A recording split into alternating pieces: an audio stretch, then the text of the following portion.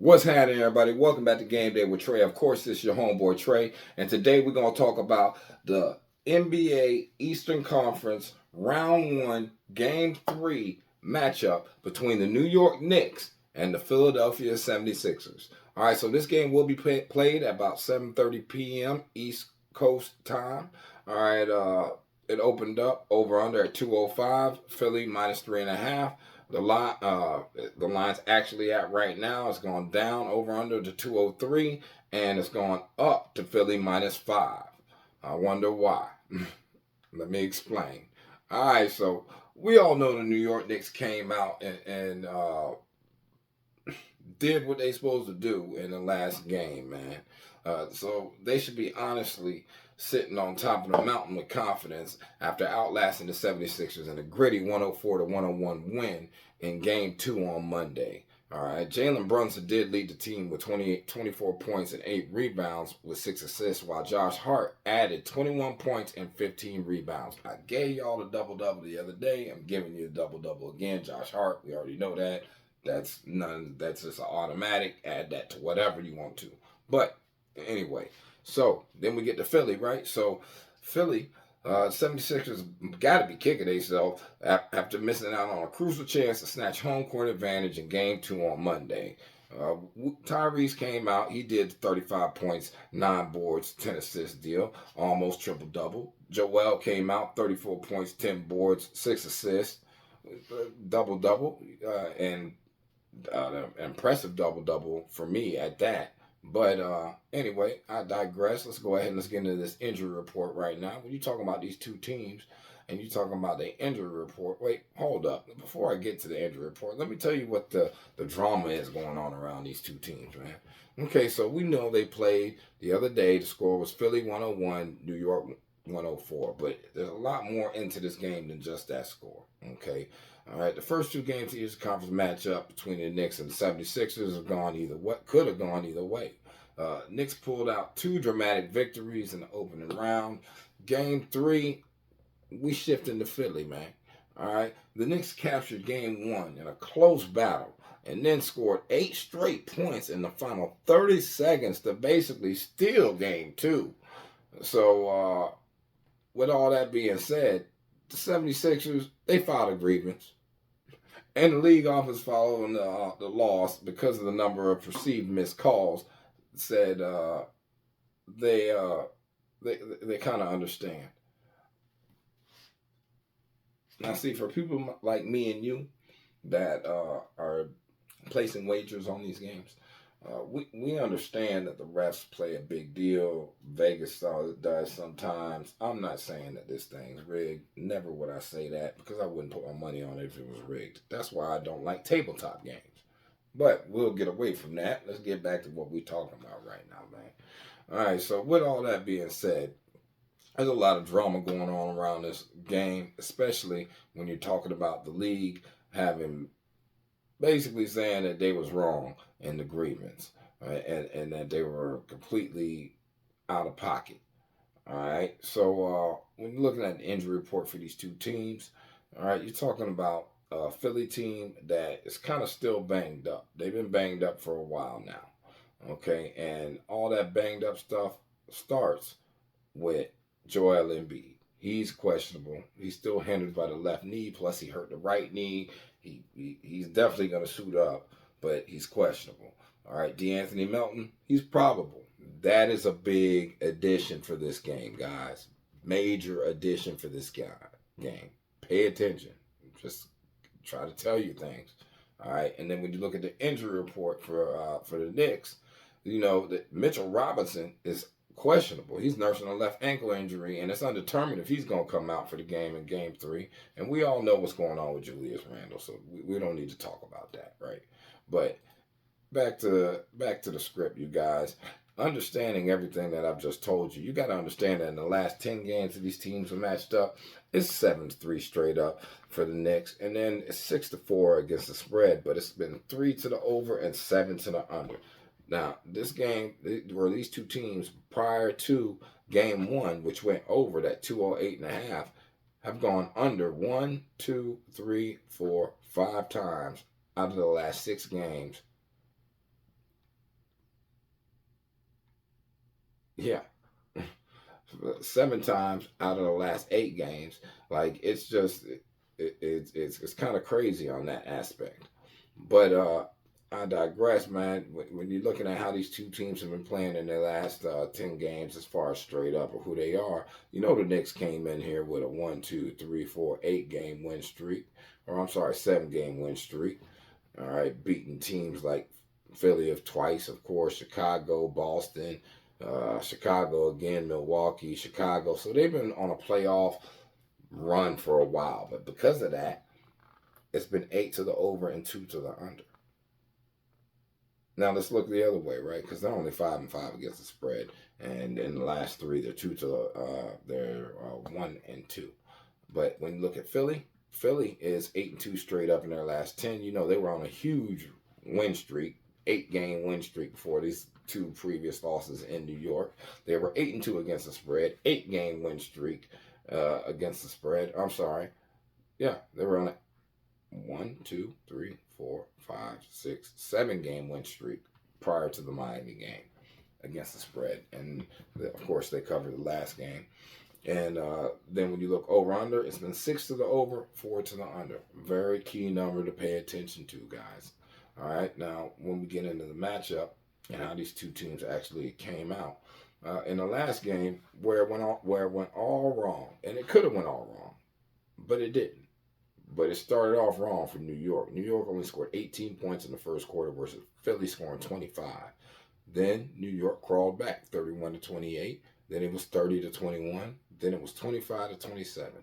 So notice that second quarter and that third quarter is where New York kind of took advantage of what was going on in the game and made the proper adjustments to get to the point they needed to get to, which was a win at the end of the game. Now let's go ahead and let's get back into this, guys. Understanding that that aspect, okay, scoring wise, Philly's defense is really middle of the pack until you get to the third quarter, and then even after that, they're still back to the middle of the pack. They're like in the first quarter they're number 9, but that gets crushed by the fact that they're the 19th worst defense in the NBA in the second. Okay, but New York, they're not giving themselves any favors. They're only 23rd in the NBA and in the second quarter, 16th. Now, the difference between that is first quarter is 27.4 points per game. The New York Knicks score versus Philly scoring 27.5 points per game. And then in the second quarter, the Knicks score 28.5 points per game. And the Philadelphia 76ers, they give up 29 points per game. So New York will most likely get to that 28.5, and they'll probably get to 27 points in the first quarter. Let's look over at Philly. Now, Philly defensive-wise and offensive-wise, it's a mixed bag because when Philly's offense is going against New York's defense in the first quarter, they score 28.4 points per game. And the Knicks give up 26.9, so that's like 27 points. New York's at the number 2 defense in all of the NBA in the first quarter. And then when you look in the second quarter, the Knicks got the number 9 defense in the NBA, only getting up 27 points. And then the Phillies, they only scoring 28.9. Now, there's a lot of that without Joel Embiid, maybe so. But at the end of the day, there's some other things you might want to pay attention to, okay? Third quarter, Phillies 22nd in the NBA, only scoring 28. New York, 4th in the NBA. Fourth quarter, 6th in the NBA. But that's when Philly like to come back and try to play people. All right. So when you're paying attention to these types of things, you got to understand what's happened, who's doing what, who consistently does what, and why it actually happens, man. All right. So last game, I told you, Maxey had 35, Brunson had 24. Embiid led the team with 10 rebounds, Hart 15, and then Maxey had him 10 assists, Brunson had him 6. All right, but when you look at field goal percentage, this is why the game was so tight, because Philly shot 42.9% from field goal versus New York's 40.7.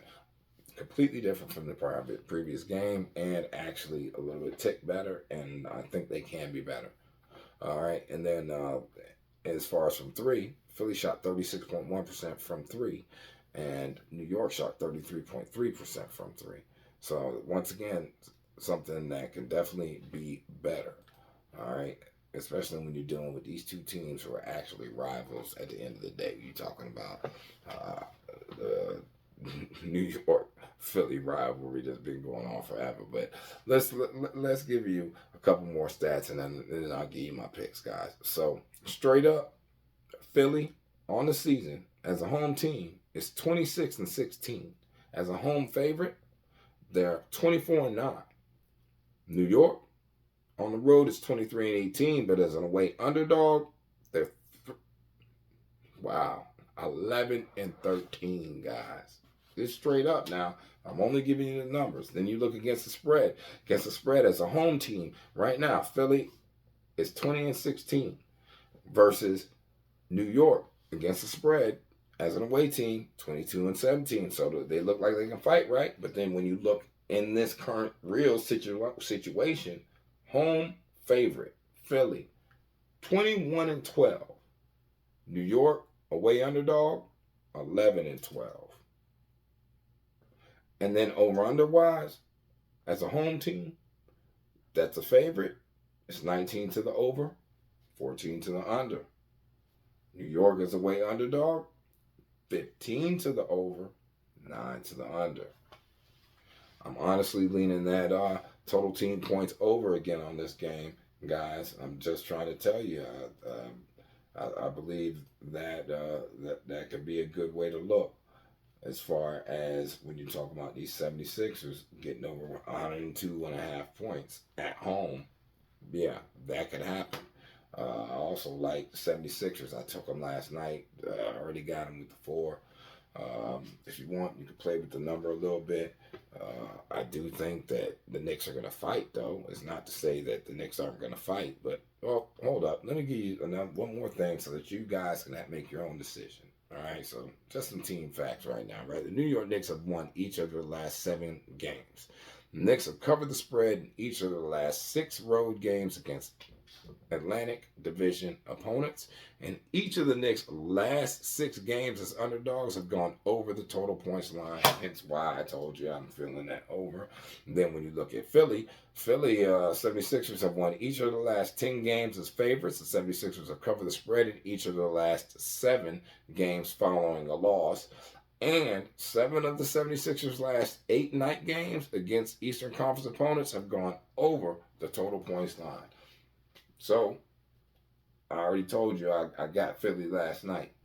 But my leans, Philly and the over. I like the Philly. I like Philly over the total points. I think the Knicks can come out and put up some points too. So, if you like the Knicks over, what is it, 99? 97, between 97 and 99.5 points. You can get that. I like that as well. Single game parlay, if you want to play with that, might actually rock with that. But, I don't know. We'll see, you guys. Let me know how y'all feel in the comments. Please like and subscribe. I will put these plays in the comments. All right. I'm going to state it exactly the way I just did it. You guys have to please pardon me. I come straight from work, come home, and do this in the morning. And then I try to get all my editing done and this and that and the third so I can get this information out to you. So I really appreciate you taking the time to watch these videos because it does take away from my time. And time is money to everyone. All right? So please like, subscribe. Have a blessed day. Stay safe. I'm going to see you at the window, man. Peace.